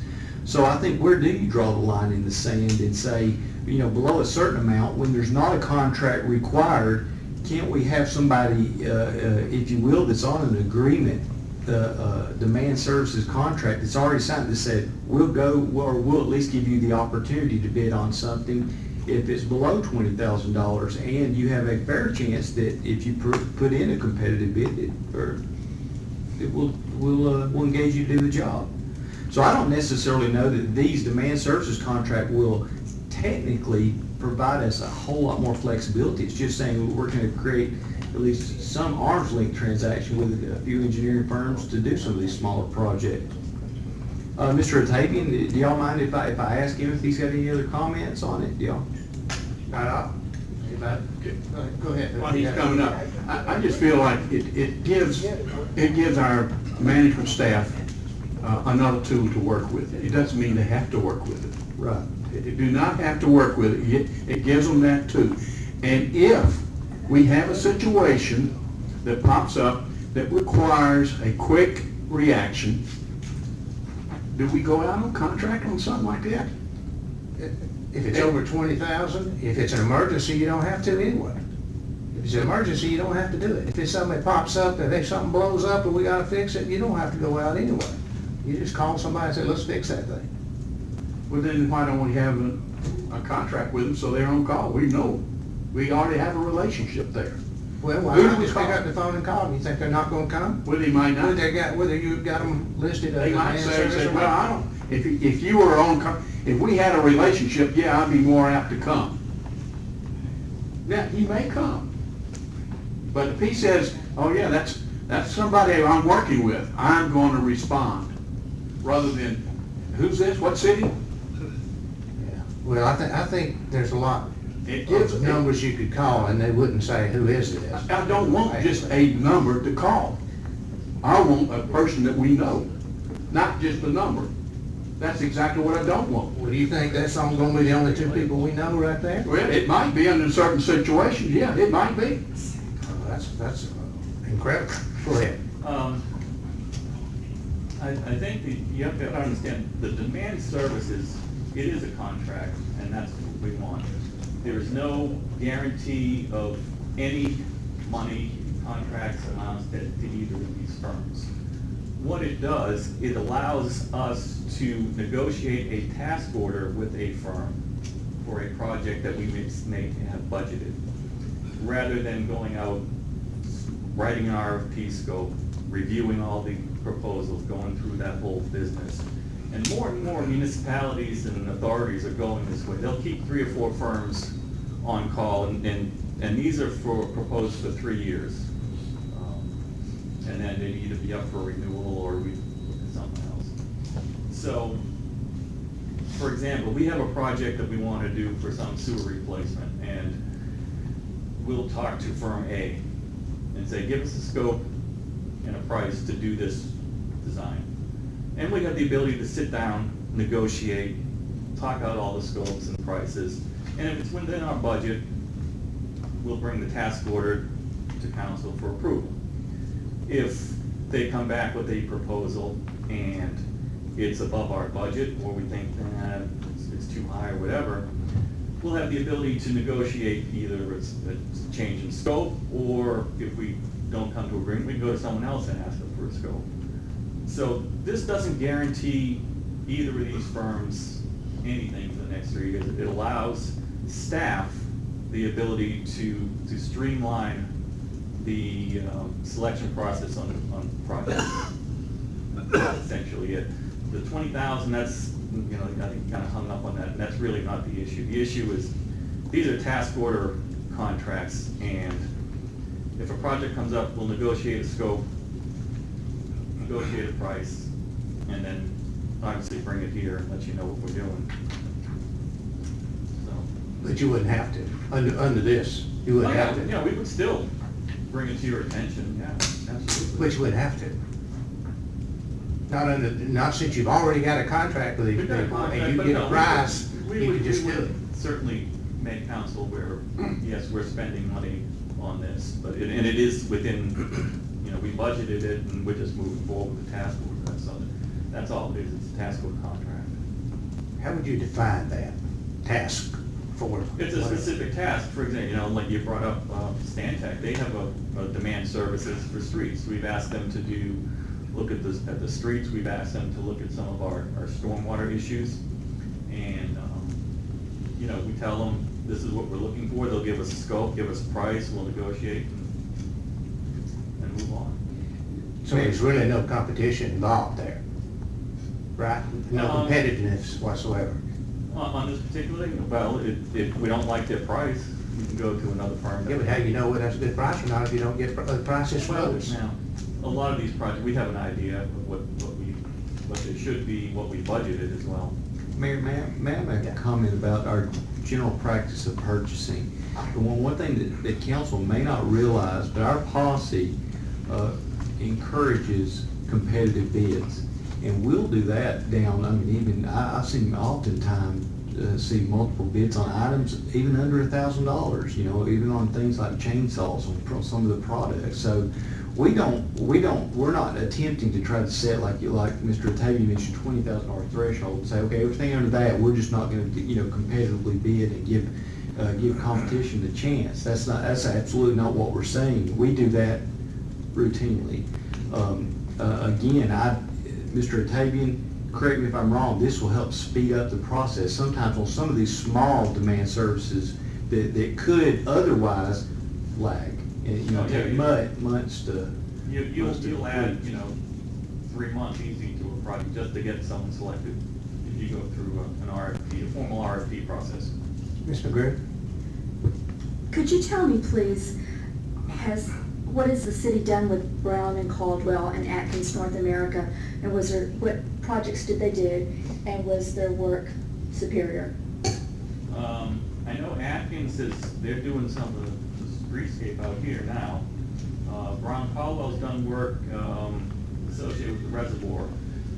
Both of these firms I know very well. I know the personnel there, the quality of their work, and that's why I was selected those firms.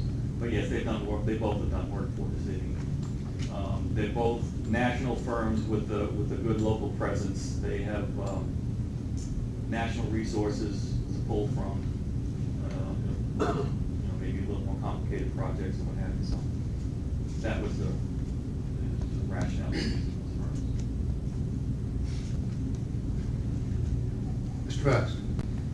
I think one of the things we may be overlooking in this whole process is one of the assets the city of Canton has, and I've heard various compliments about him already tonight, and that's our chief financial officer. So he's the overseer of the money for the city of Canton, and if he sees something, if, for instance, someone was trying to circumvent the $50,000 contract by putting in two 20s and a 10, he's going to see that, and we may come and go around this council, but that guy right there is our eyes and ears to make sure no funny business goes on. And I love the fact that you're encouraging bidding all the way down to under $1,000.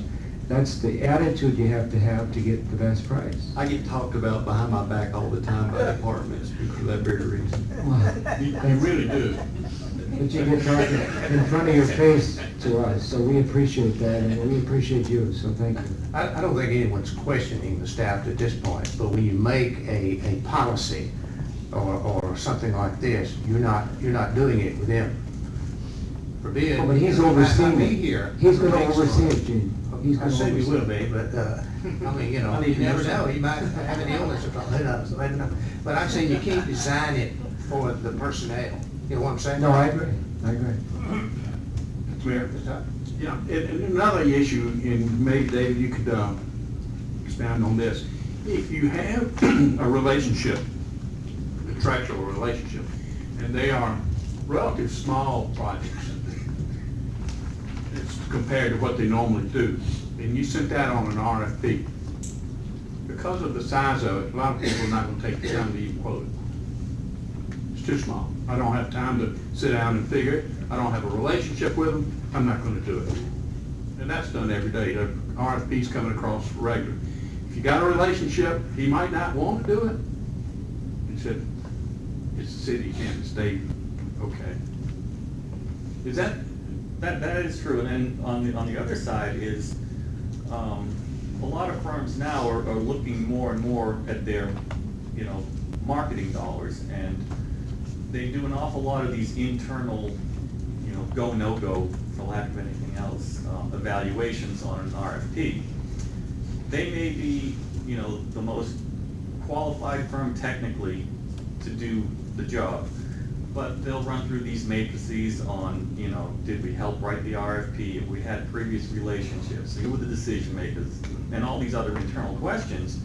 And they may come through and spit out something that says, well, we only have a 30% chance of winning this, so we're not going to submit, even though from a technical standpoint, they would be the hands-down choice to do it. So that's what I've seen over the last few years. So more and more of these firms are looking more closely at their marketing dollars. So you may not get a lot of people bidding on, or the people you want to bid on it. Mr. Greer? Let's say a project occurs and they don't do a good job. We're not pleased with them. Are we locked into this? Do we have to go to them again? Are we stuck? No, we're not. The only thing we're stuck with is the term of the contract. That doesn't mean we have to give them another task order. This doesn't guarantee them that we're going to keep continuing giving them work. If they end up not doing a good job, I mean, the contract's still in place, you can probably terminate it, but doesn't mean we have to give them any more task orders. They can have a contract and get nothing. Yeah, it doesn't, like I say, it doesn't guarantee me anything. That was kind of my question. Actually, by signing this agreement, they're guaranteed zero. Yeah, it's a non-monetary We could contract. use, and if we do use them for 1 or 2 jobs, we could use 10 other firms, Yeah. our choice. Thank you. And the only other thing I'll mention, on larger projects, for example, I know we've got issues at the water plant somewhere down the road. We will RFP major projects like that, and certainly wouldn't just pick one firm to do that. Mr. Greer? I can see where it would be to our advantage to have this contract. Why would they want to deal with us on small potatoes? From an engineering side, there's no project that's too small.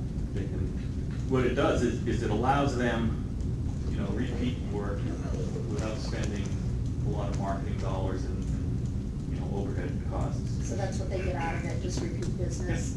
And there's also a lack of competitiveness there. They don't have to compete with anybody at that point. Unless we don't like their offering, then we can go somewhere else. That's not accurate. Huh? What? We can get competitive bids. But are we? I mean, that's the question. But if we feel like we need to, we would. Sure. And if it's something that has no time constraints, you may see me request multiple bids. If it's something that can be done in 6 months, then why wouldn't we? How would you define time constraints? It varies. Can I get back with you on that? It's a variable, it's a variable. It's gonna vary. I believe it is, this grant. Mr. Ingham, what you just said, something out, you would request multiple bids. Are we not, and that's the way we're operating now, from my understanding, so again, I go back to sort of why do we need these contracts things. If it's emergency, it's emergency, you can do it anyway, you know? Not an emergency, let's go through a formal process and take our time and take care of the problem. What it does is, the process of going to an RFP for every project is we have to write a scope of work.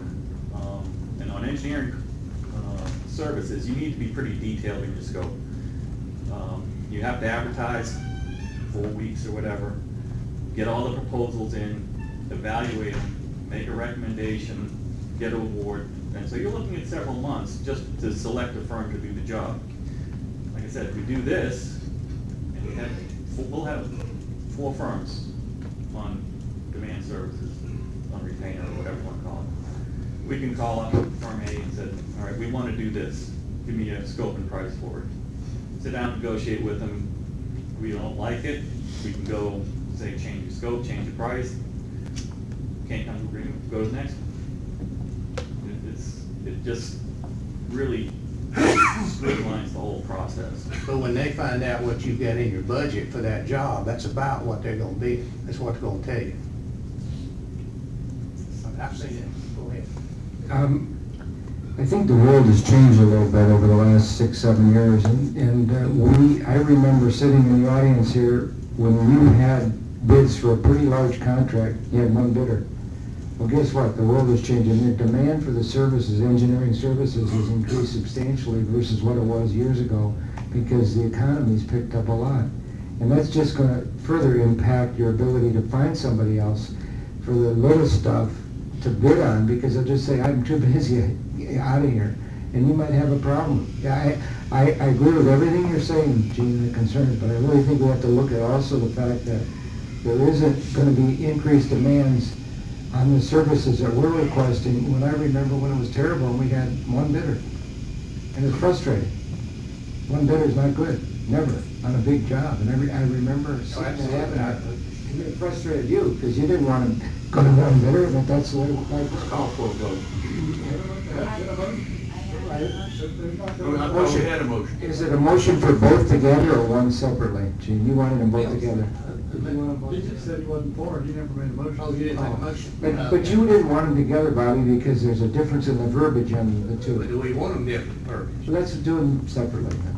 What the heck? After we hear what the difference is. Well, it's their legal, I listened to the tape. Well, what they haven't read is Yeah. what they want to take out.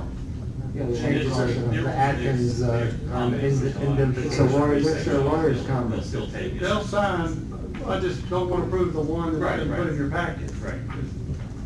So we're gonna do them together or separate, Gene? What do you want?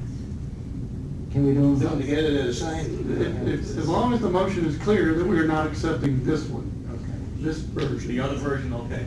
Do we have a motion on the floor? Brown call. The motion could be to Wait a minute, approve, you go right ahead. the motion could be to approve the demand service agreement with both Brown and Caldwell and Atkins North America on the Brown and Caldwell form. So moved. Second. That motion is second. Any other questions or discussion? If not, those in favor, signify by saying aye. Aye. Opposed, no. You got one. The last two together. You voted yes. Oh, my God. Oh, 3-2. Okay, shoot, I was hoping I'd get that. Oh, you want I to do did. this? There's no split, Gene. There's I know. not gonna be a split. Not gonna be a split. All right, Next item. Discussion and action on DNR Trails Grant and resolution to complete the Etowah River Trail connection. Mr. Ingram. Thank you, Mayor. Unfortunately, as discussed at the last meeting, our sales tax, cash flow does not lend itself at the present time to complete the trails between Heritage and Bowling, although we all agree that we would like to do that. We respectfully request a motion to direct management to issue a letter formally declining the current grant and resolve to complete the Etowah River Trail connection from Heritage Park to Bowling Park with the reapplication of a grant at the appropriate time. So moved. Second. We have a motion and a second. Mr. Grant. Is there I just really hate to walk away from $100,000. Is there any possibility or any way to do an extension of the? From my I believe we have already extended that once. We have already gotten the extension, and now the Department of Natural Resources is requiring us to commit or decline. And I don't believe, and I know I've spoken with Mr. Patton, I don't believe we're really walking away from $100,000 because there is a good chance when we reapply that we will be eligible for that grant again. If we were to accept the grant, how many months or years do we have to use the money? Mr. Patton's going to correct me if I'm wrong, but I think we have to complete and earn that money by approximately middle of next year. Is that right, Mr. Patton? June, July? It's July 31st, 2015. So we don't have time. Do you honestly think that if we had kept this grant and that we made some beginning effort with a resolution that we're also going to fund the completion of that in our FY16 budget, do you think that they would take that $100,000 away or not? I can't answer, and I can't really answer as to whether they would grant extensions. We did approach the DNR personnel in regards to that matter, and they were non-committal in regards to whether an extension would be granted. The time clock began on this grant application July 1st, 2013. Why don't we start the project with their 100 and then just wait 4 years to do the other 5? Not the way you think. Not always, but thank you. I mean, to me, that's a project I assume we are going to try to move forward with no later than the next fiscal year. If we are, then we might as well, we'll just wait, put it off, and it needs to be done. That connection needs to be made. So,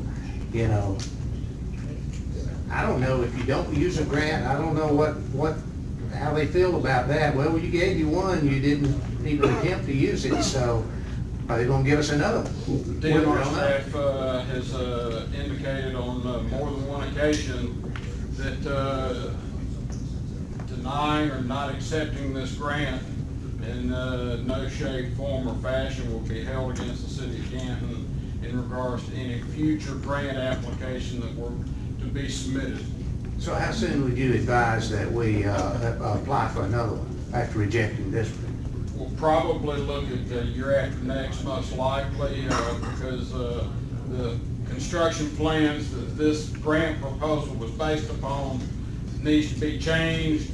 And I think that staff, and part of this resolution is a commitment by city so that staff, city attorney can move forward with what we need to do in regards to potential acquisition of easements or properties, because the current construction plans and trail is proposed to go underneath that Georgia Power easement, and there would be damage to the trail as it's currently proposed and engineered.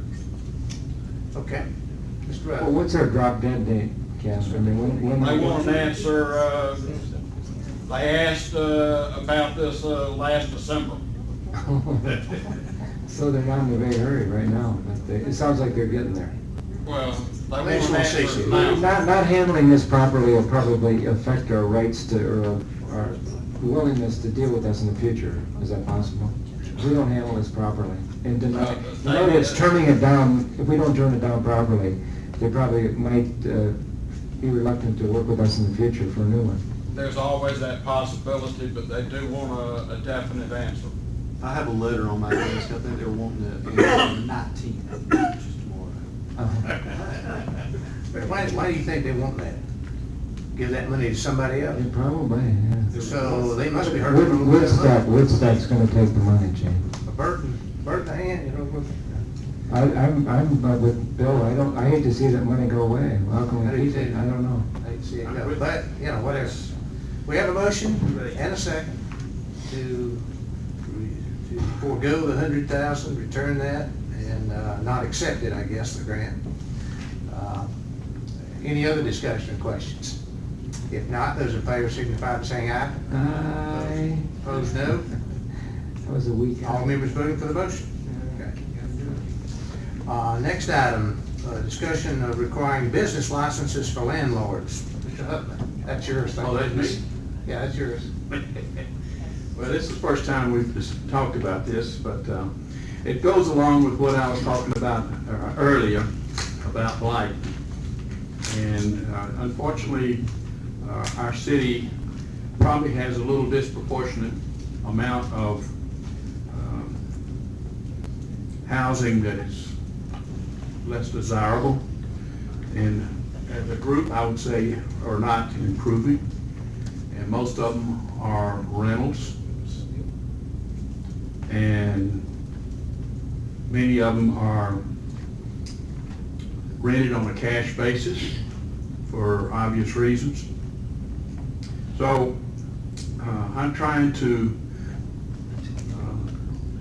think of ways in order to make it a little bit more difficult in order to have businesses in our fair city that encourages this type of housing. I hope I'm selecting my words correctly. I'm trying to be careful. But if that seldom happens. But Thank you for that admission. But if you have, I'll use my example and maybe it'll help you better understand. If we have 4 McDonald's that come to Canton and they open at 4 different locations, there are going to be 4 different business licenses.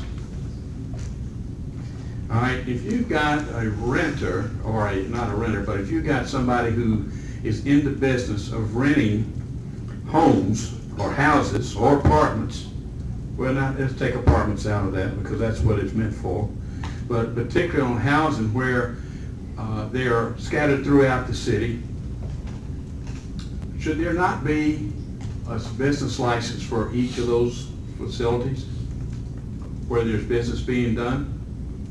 Or could we have a business license that recognizes multi rentals, and it would be charged accordingly rather than have to have a piece of paper for each one, but to have some way to have accountability as well as paying their way just like every other citizens that owns their home. I just think that we got to tighten up. It's unfortunate, but this would just be a start. So I'm going to look into bringing something with working with Mr. Dyer. If I don't know about the legalities of it, but I'd like to check into it and see if something can be done along those lines. So I'd be anxious to see what any of the council might have to say towards that. Mr. Russ? I'd like to move it to the work session because living in River Green and living through this period that we had, a lot of people couldn't sell their homes. Did they become landlords? A lot of them did. And are they going to have to have a license to rent out the only home they own? Well, that's why I want to take it to a work session. Well, I understand, but Ramifications it's a good question, but I'm talking about people have multi. What's multi? More than one. 2 or more. 2 or more, thank you. I think we got some work to do, though. I think we're. Oh, I suspect there is some You agree with me? work to do. Oh, yeah, Okay. there's work to do. And that's the reason I just Yeah, want to I bring think, it I up. like your idea, I mean, it's good, but we gotta It's figure out. just a start, we gotta get control over it. Well, code enforcement is ultimately what it's gonna boil down. We gotta give them the tools to work with. But if you license somebody, then you at least know where to look, you know. That's You the know problem, that that's the problem we have right the now. Property owners are hard to The identify. problem we have right now is that we don't know who owns them. That's right. It goes to a lawyer's office in downtown Atlanta on the LLC. We don't know who owns them. And you go to say, well, where is the tax bill? We don't send the tax bill. The county sends it. We don't know. And they clearly don't. And we do have property tax cards and property tax maps that identify the owner, along with deed references and everything that you can go right online and pull them off. Well, I went to the tax office downstairs. This tax, no, all tax maps and stuff, we only use what the county provides. Okay, that's what you said. You said, You you gotta have to go go to the county. to get that. You gotta go to the county. We don't have it here at the city. If you got a computer, you got it. Oh, absolutely, I'm right. You bring it right out. Tonight, and go home. But anyway, I agree, maybe we should put that on the work session for the October, and maybe we'll have all follow a little bit more about that. Okay? The next item, discussion. The next item is discussion and possible action on Weaver Grading Inc. change order. Mr. Ingram. Thank you, Mayor.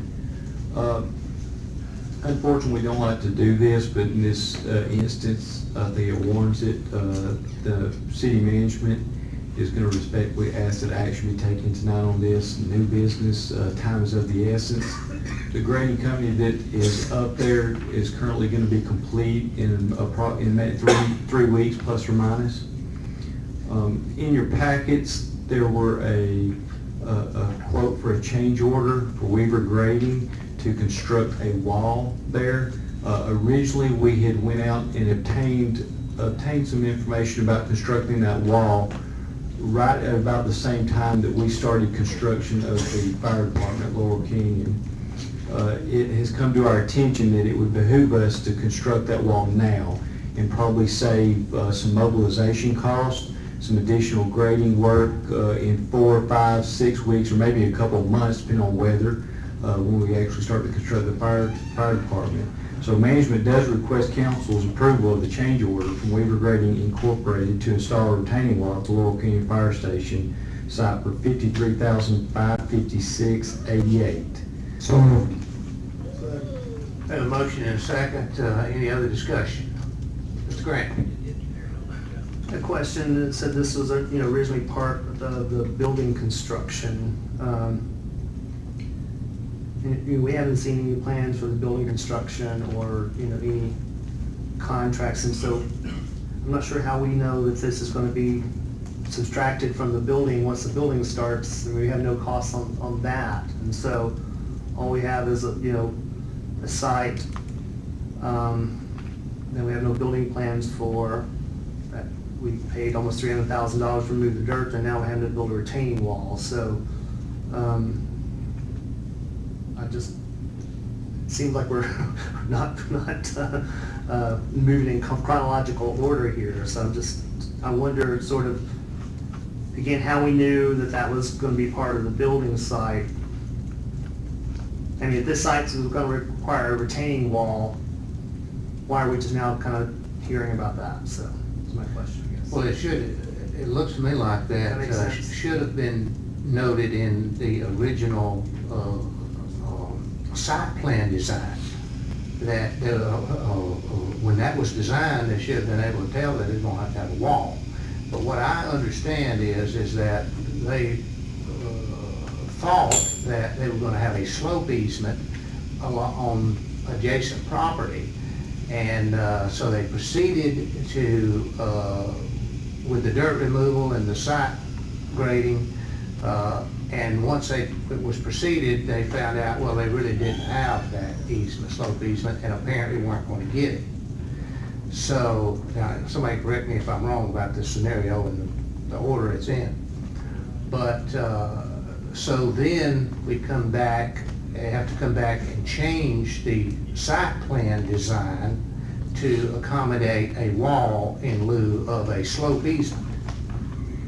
I also understand that the engineering firm that we have doing the site work, we have no contract with. Which kind of goes to, why do we need a contract? Why don't we just approve tonight? We don't even have a contract with this group. So, but anyway, that's how that evolved, I think. Gene, I think you're pretty much correct with the facts. The only thing I think that the site preparation included the slope easement, and when the owner of that property, that was the slope easement, denied the fact that he would give that easement, that's when the wall became necessary. So the original bid for grading went out to everybody the same, slope easement. When they had to change it to add the wall, the retaining wall, this bid appeared to be a very, very reasonable bid based on what our engineering department felt, and therefore it's expeditious for us to go ahead with this, because otherwise this grading is going to have to be delayed. Is that probably correct, Nathan? Well, probably in that case, the grading would continue, and then when they get finished with the grading, and in a couple of months with weather permitting, maybe even as late as January, they would come back in and probably have to remobilize a dump truck and an excavator to go ahead and dig out that portion of the wall, and then We'd have to backfill it. Without question, it would cost more money. Well, we've received initial verbal bids, verbal quotes that would suggest on the order of $60,000 to $70,000. Considering the fact that there's obviously going to be remobilization costs, along with the potential for erosion issues that may have to be mitigated and corrected, staff has indicated to me that we do not foresee it being any cheaper than $53,000. If we hired them to do site preparation, they clearly don't do site preparation unless this wall is up. Is that fair? I mean, the site is not usable without a wall. That's correct. With the fire department, there has to be a wall there. If we hire them to do site preparation, then it's, without the wall, we got a problem. It seems cheaper no matter any way to cut it, when you got trucks there and caterpillars there and everything else, the earth moving equipment, all that coming back in as setup costs, it's gonna cost us more money to do it again. You would assume. That's why almost by definition, they're gonna be cheaper because they're there. I don't like change orders either, Gene, I understand. Well, I understand that. We don't want to do anything that's going to slow down the process there, and wouldn't do anything. But well, we would have. My only concern there is that we went out with thinking there was going to be a slope easement, but not knowing. It's kind of like you think you're going to get the deed for that property, so you go ahead and build a house. That was clearly a mistake. Huh? That was clearly a mistake. Yeah, I mean, we really shouldn't have done. And then, so the site designer has to change his plans. Correct. Yeah, I agree. Grant? I mean, it sounds like we don't really have a choice, but it sounds like some mistakes were made, and I guess my question is, how do we move forward and without making more mistakes on this side that just keeps on giving? So It's a good point. Good point. Yeah. I don't know what, I haven't been to the site yet, actually, but I'm not sure what else could go wrong. I mean, sure, we could have a typhoon and wash everything away, but other than that, I'm not sure what else could go wrong. I mean, you know. I also understand that the engineering firm is working for free. It's hard to argue with that one, Gene. About as cheap as we're gonna get anything. I think so. You know? We'll take double profits of that. That's real strange. We didn't send out an RFP. I know. They weren't on we didn't have a on-demand contract. And we got what we paid for. Yeah, maybe so. Anyway, I believe we have a motion on the table, don't we? Yeah. Motion and a second. Any other discussion or questions? Okay, if not, those in favor signify by saying aye. Aye. Opposed, no. All members voting for the motion. All right, do you have any other thing to report, Mr. Acting City Manager? Well, there's one more, I believe there's one more item. Oh, did I miss something there? Gotta give them more time to do that grading. They are also We were requesting, grading, yes, they are requesting to work Monday through Friday, 7 a.m. to 7 p.m. and Saturday, 7 a.m. to 5 p.m. if council would so. I motion that we grant them that time. is that unlimited amount of time? 7 to 7 On which? 7 to 7 on the weekdays and 7 to 5, 7 a.m. to 5 p.m. on Saturday. 7 a.m. on Saturday too, okay? I'm not gonna do it on Sundays, Jane, you're okay. Okay. We had a motion and we had a second, right? Yep. Who seconded that? Okay, got a motion and a second. Any other discussion? Are there residences right by that that would be starting by 7 a.m.? Oh. I don't live near there. Why don't we give John Fedora's name and phone number? Because I think he wants that thing built. It's only I don't know, that was only that's the only thing I wondered about was on the weekend, 7 o'clock, a lot of people would not be happy to have a lawn bar, you know, even outside your windows. You know, Sandy, it's probably gonna be a fairly short time period. If they get complaints, then we'll have to figure a deal with it, you know? Special sessions to deal with it. I mean, it's only 3 weeks. Right? Yeah, it's only That's 2 two weeks now. Two Saturdays, so. Oh, it's just 3 weeks, yeah, okay, yeah. Plus or minus. Okay, those in favor signify by saying aye. Aye. Opposed, no. All members vote for the motion.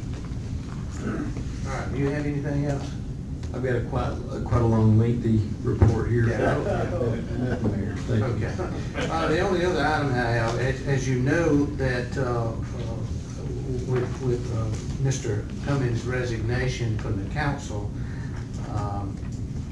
that left a void on our fire services committee. And I'd like to ask Mr. Goodwin if he would fill in that slot on the Fire Services Committee. And so that will round that one out. And I'd also asked Mr. Grant if he would chair that committee. And if quite honestly, I would like to see that group meet in the fairly near future in order to, you know, follow this progress on our fire station. Make sure that you're comfortable with the way things are going and proceeding. That's all the items that I have. So if there's not anything else, I'll entertain a motion to adjourn. So moved. All in favor? Anybody opposed?